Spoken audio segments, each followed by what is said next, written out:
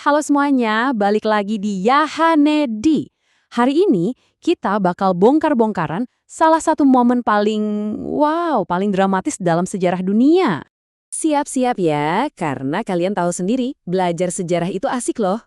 Oke, langsung aja kita bahas. Topik kita kali ini adalah Pearl Harbor, sebuah hari yang benar-benar nih mengubah arah sejarah dunia.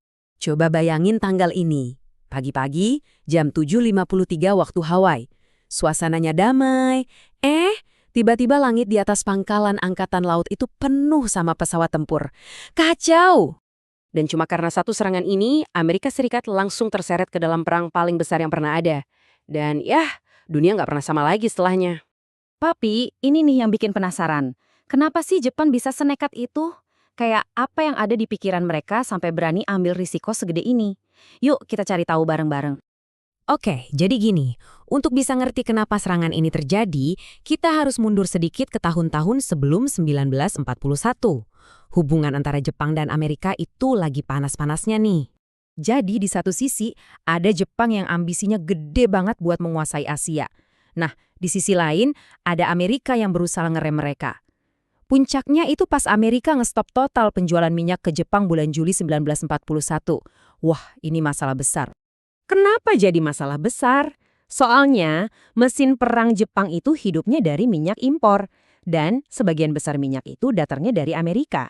Tanpa minyak itu, ya udah, tamat riwayatnya. Di titik ini, Jepang cuma punya dua pilihan. Berhenti jadi negara agresif atau lawan Amerika. Dan tebak mereka pilih yang mana? Yap, mereka pilih perang. Dari sinilah rencana super rahasia mulai disusun. Otak di balik rencana gila ini namanya Laksamana Isoroku Yamamoto. Dia mikir satu-satunya cara biar Jepang bisa menang adalah dengan serangan kejutan. Serangan yang benar-benar dahsyat buat melumpuhkan angkatan laut Amerika di Pasifik. Rencananya itu brilian sekaligus nekat banget.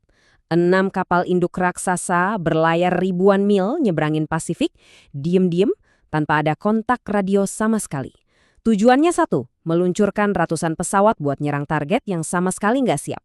Tapi ada satu masalah teknis yang hampir bikin rencana ini gagal. Pelabuhan Pearl Harbor itu airnya dangkal banget, cuma sekitar 12 meter. Kalau pakai torpedo biasa, torpedo itu bakal langsung nyungsep ke lumpur sebelum kena kapal musuh. Nah, disinilah para insinyur Jepang nunjukin kejeniusan mereka. Solusinya tuh simple tapi brilian banget. Mereka pasang sirip kayu di torpedo. Jadi pas torpedo masuk air, sirip ini ngejaga biar nggak nukik terlalu dalam, terus patah sendiri pas udah di air. Gila, pinter banget kan? Secara taktik, serangan ini sukses besar. Tapi secara strategi, justru jadi awal bencana buat Jepang. Yuk kita lihat langsung apa aja dampaknya. Hasilnya benar-benar mengerikan. Cuma, dalam waktu kurang dari 2 jam, 2.403 orang tewas.